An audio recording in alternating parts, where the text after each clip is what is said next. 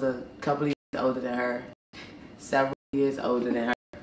And I had graduated and still dating someone that was there, so I would come back and they were on the same dance team. And I had found out that she had a crush on me. So years later, as an adult, I became single. I seen a picture of her on Twitter. She looked good. So I inboxed her and asked her about the crush she had in high school. She was just cute to me. And just her personality, she was very outgoing. She's funny. A lot of people know she's a comedian, but she was the same way she is now. She was like that years ago. I knew she was the one for me. Just everything. Her personality, how she cares for others, how she likes to take care of herself, like her just like.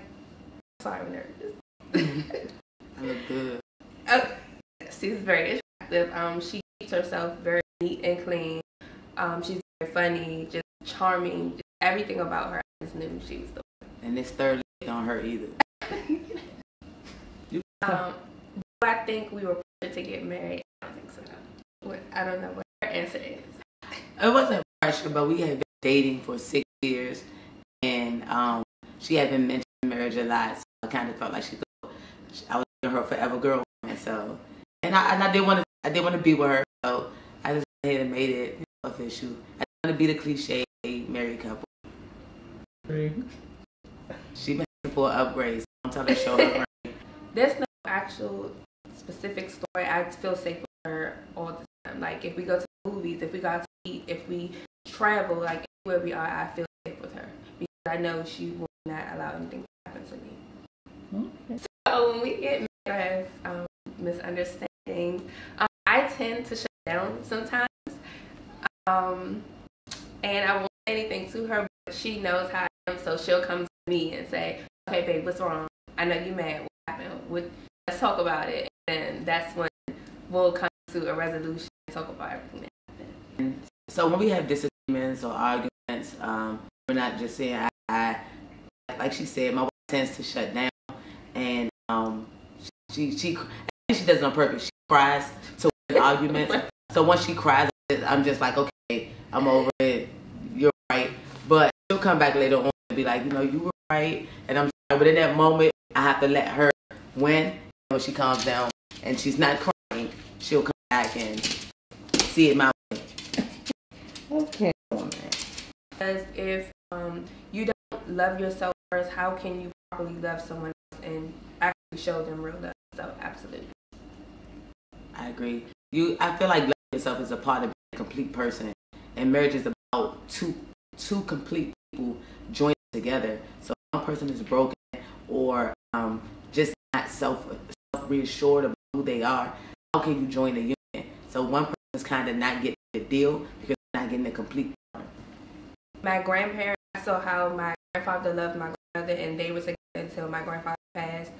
My mom and my stepdad, they're still together till today, and I love that love. So I wanted to have a partner just as well as they did, to show them the same love that I saw as I was growing up. We always, either every month or every month, we always go to like the movies, or if we have a sitter, we'll just sit in the house and have popcorn and watch movies. We love the movies, of course, but that's one way of dating each other.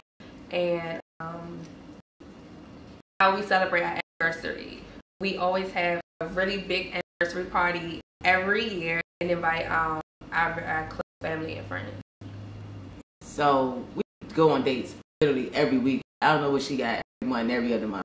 Literally, my bank statement is up right now. I can show you every Saturday or Sunday, or Saturday and Sunday, where we're out either at the movies, skating, trampoline park, indoor gun range, jumping out of doing. Yeah, that's true. I take.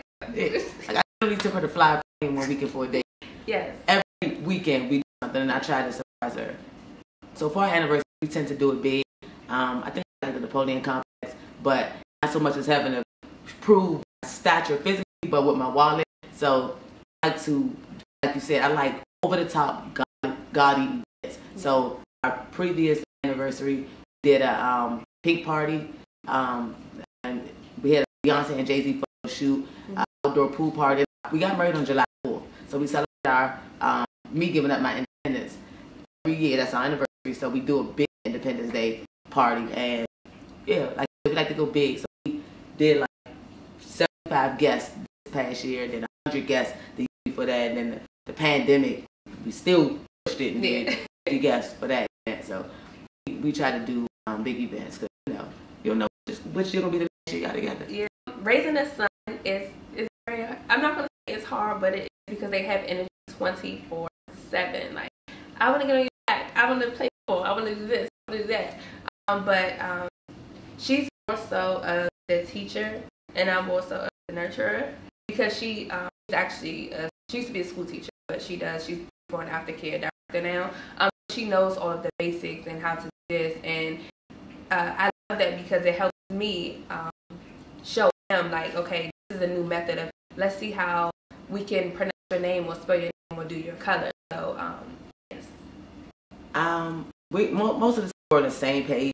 Our biggest disconnect with parenting is that I'm not religious and my wife is Catholic.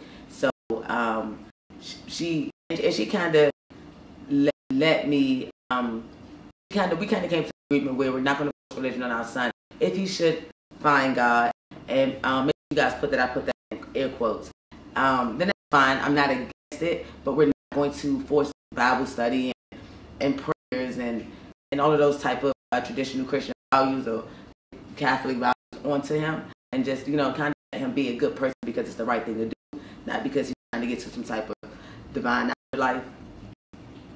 In order to have a really good marriage or just to love someone in general, love yourself first. Listen to what your partner has to say. Always communicate. Keep what goes on in your relationship because you don't know who's genuinely happy for you and who actually wants to see your marriage stay together. And just love one another. Like, make sure you let that person know, I love you, whatever you need, I'm here for you. And I asked this question yesterday. You asked it differently today, so I would like to elaborate on my response. Being a Washington native, I know the history of being from here, the trauma a lot of us experience with the broken homes, the substance abuse, being below this poverty line here, which is something we're still fighting, especially being on this side of the Anaconda River. I would encourage the Black single here or people who are in relationships towards marriage to be patient with each other, understand that a lot of us have not seen a healthy relationship. A lot of us are not healthy individuals mentally, emotionally. So when we're dating within this area, just be open to the fact that you may have to help heal and grow with your partner. And especially if you're going to decide to have children, make sure that you two are in it forever so that we can break that cycle of broken families here. And don't be afraid to go to therapy because you just never know. Therapy can make your relationship and marriage a lot stronger. Comedians are real story. How do you feel when you go see your partner doing comedy and you know it's about you? It's funny to me because I'm like, I want to hear about it. So it's funny. I don't get upset about it. Like the first time she did it, I was like, okay, I got something for you. But it didn't offend me at all because I know that's something that comedians do. Like they talk about real life situations and stories. So I'm perfectly fine with that. And when you're doing your script, your cartoon, so most of the time I run it past her if I think it's going to be something she's going to feel like people are judging her or the joke may be, people may think they have an inside look at our personal life. I run it past her first to see how she's going to feel about it. And so she's like, oh, I don't care, that's fine. That's not a joke. But it's something I know that she don't care about because I have dark humor anyway. Just our day-to-day conversations when we're with our friends.